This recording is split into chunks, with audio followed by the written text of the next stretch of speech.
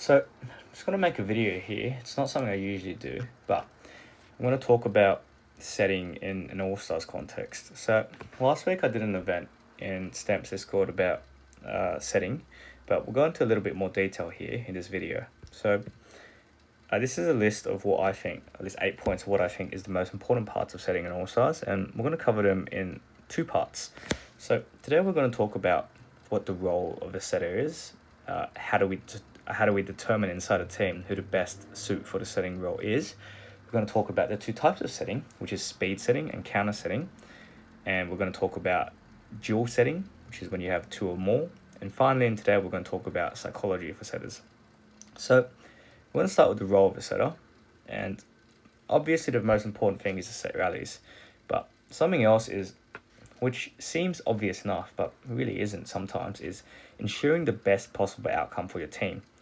So when I say that, first place, we'll just talk about it like this. First place gets 20 people, second gets 15, third gets 5, and fourth gets 0. So these numbers here at the top right of my screen, they're just talking about how many people make it through to the next round in All-Stars. So All-Stars is all really just about getting dragons and getting Elder Souls.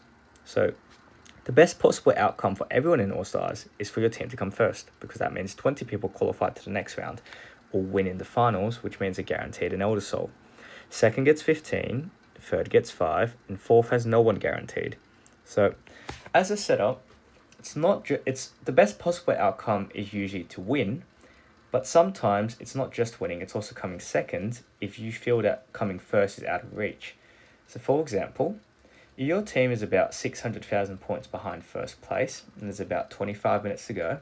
It's pretty unrealistic to expect your team to win at that point. So, as setter, your job again is to ensure the best possible outcome, so you should start pivoting to second. As a general rule of thumb in Evany, the team that starts playing for second first will always come second. So the team that plays for second first will come second.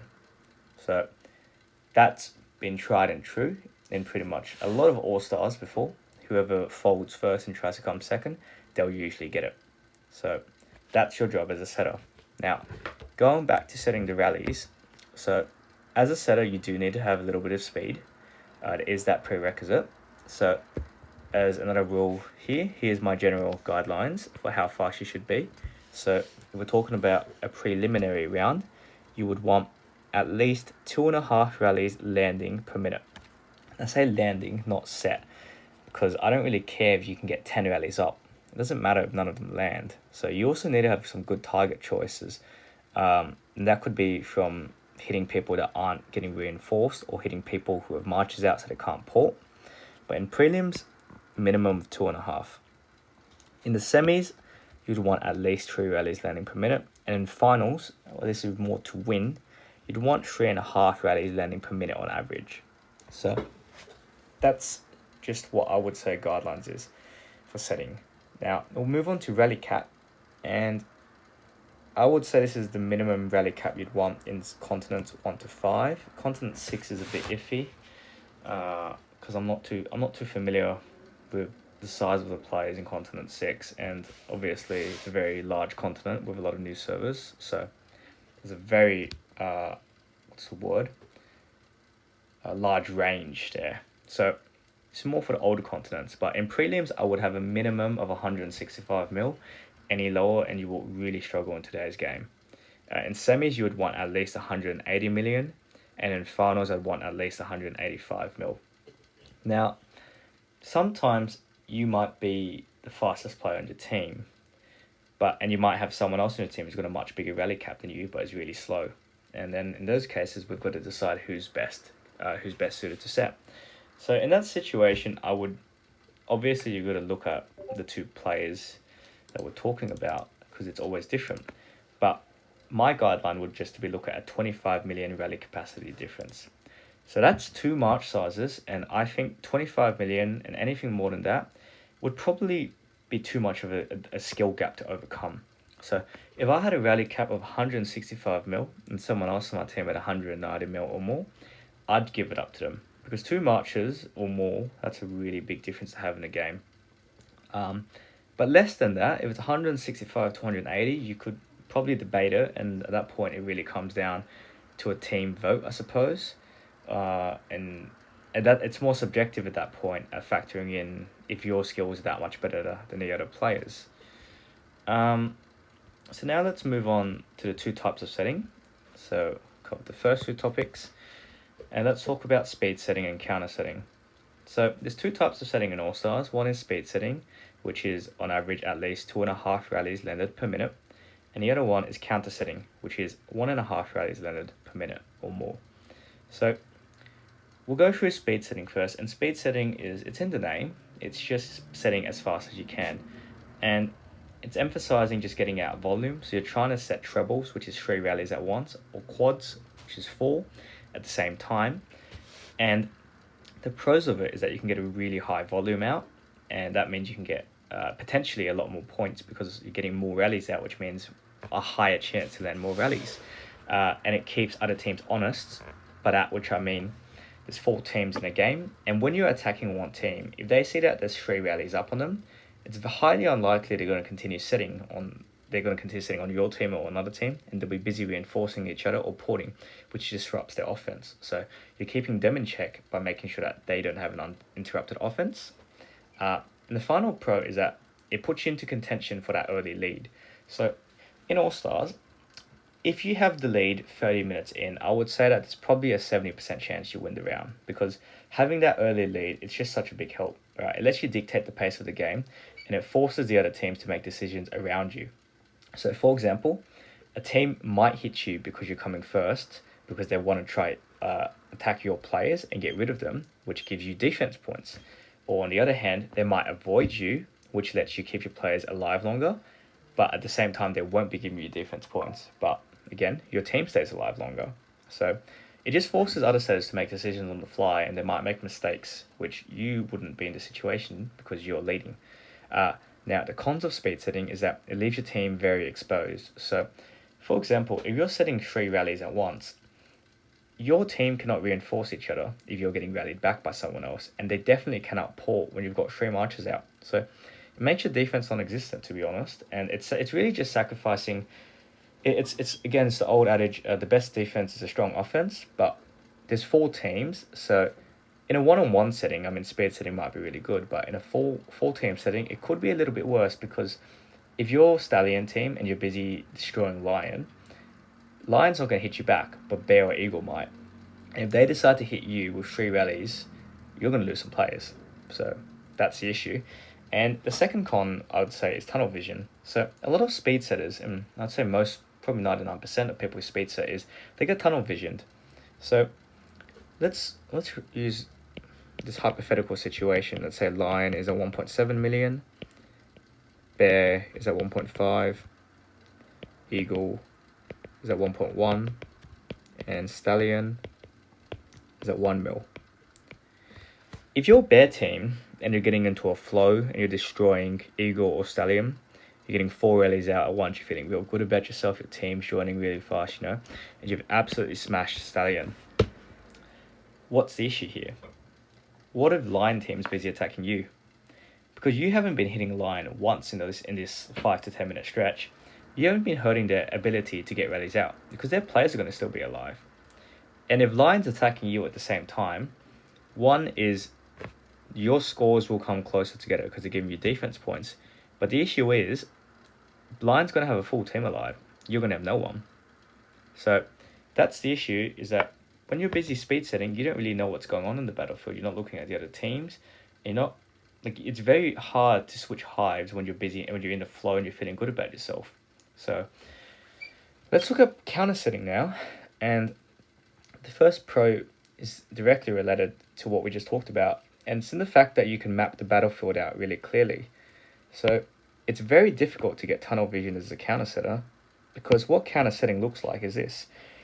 We have Team A, Team B, Team C, and Team D. So as a counter setter, the only thing you're looking for is if there's marchers out of a hive.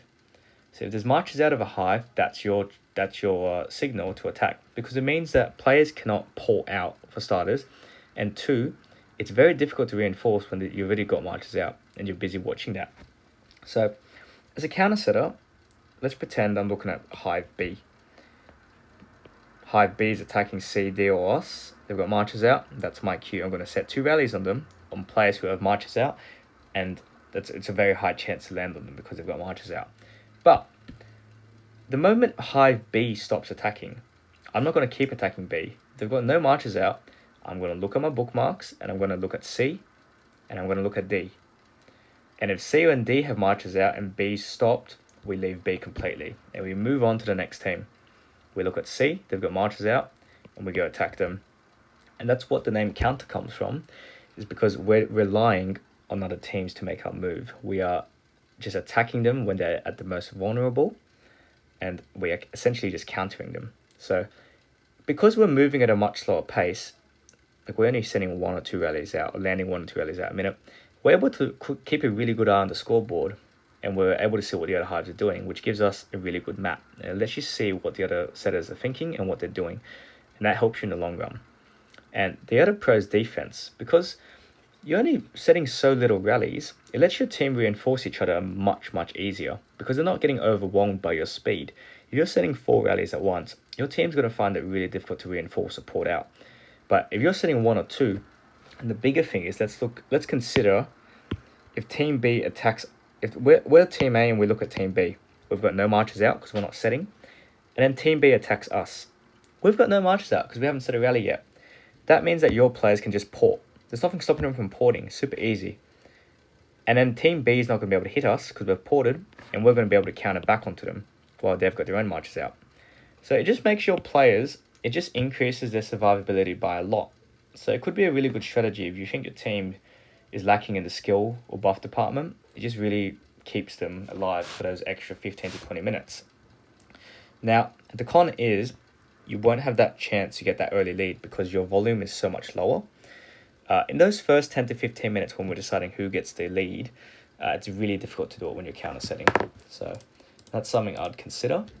And which is why my advice to you would be, if I was setting an All-Stars, the first 15 minutes or first 10 minutes, I would do speed setting, and then I would pivot into counter setting. So give yourself 10 minutes to get into a flow and try to put yourself into contention for the lead. And then afterwards, back off a bit, look at the battlefield, map it out, and then start counter setting. So let's look at dual and multi setting now. And dual setting only works when there's a 1A and a 1B. So if we have 2 setters who can't figure out who's the man and who isn't, then this won't work, because if both setters want to be the man, dual setting is going to fail. It's failed a lot of times before. It's actually rarely ever worked in All-Stars before when you have 2 setters. It rarely ever works, to be honest. It only ever works when one person accepts that they're not the main setter. So if you're forced into a situation where you have to play second fiddle, or you want someone else to play second fiddle to you, this is how you do it. You have a 1A, that's your main setter, and 1B. And the rules are 1B must always join 1A's rallies, but 1A should not join 1B. And the reasoning for this is, if 1B is busy finding his own targets and not joining 1A's rallies, because 1B is usually, like, these 2 guys are usually some of the best keepers on your team. So if you're busy not joining rallies, that's going to make your rallies super weak, and that's really not good. So 1B should always join 1A's rallies. It's not your priority to rally. But 1A's priority, if 1B sets a rally, it's only when there's nothing going on from 1A. And that's why 1A shouldn't be joining 1B, because 1A should always be trying to get more rallies up. But sometimes he might need a healing break, or it's a bit too slow. So when should 1B set a rally? So my guideline to that, if is there 5 seconds or more with no voice communication from 1A, that's when 1B should set. So if 1A has just set a sequence of 3 rallies, he's going to have a lot of marches out, and that might be some time. He might be trying to find targets. He might be spitting his marches backs, and that might need some time. That's called downtime.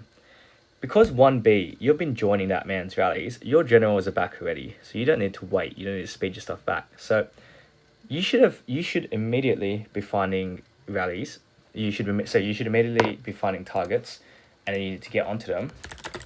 So I'm just getting a call. We'll just turn that off. Okay, so your job is to immediately have a target ready, and you've got to hit them straight away. You set onto them and you go for them straight away. That's what you should be doing. You're filling in for them. That's all you're doing. You're filling in for 1A. You're playing as a helping hand. So if you're doing 1A, sorry, I'm just getting text from someone. This is really annoying. One thing to do is if 1A sets on someone, that's your cue to stop.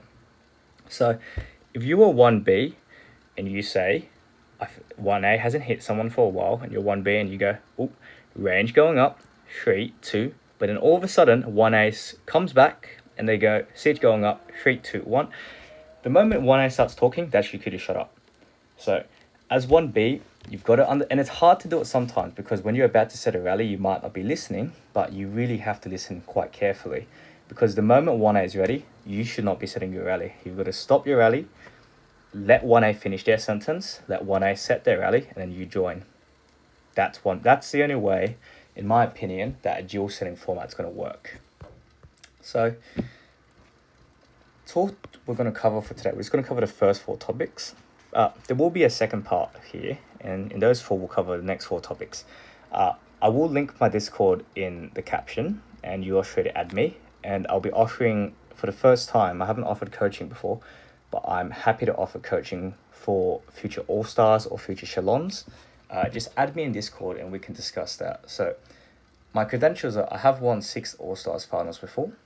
So I have done this for a long time, and I think I would be quite well suited to help you out. And that can be going, my coaching can go from anywhere through just talking about game theory, to watching your recordings, maybe sit in for a battlefield or so and see how you go.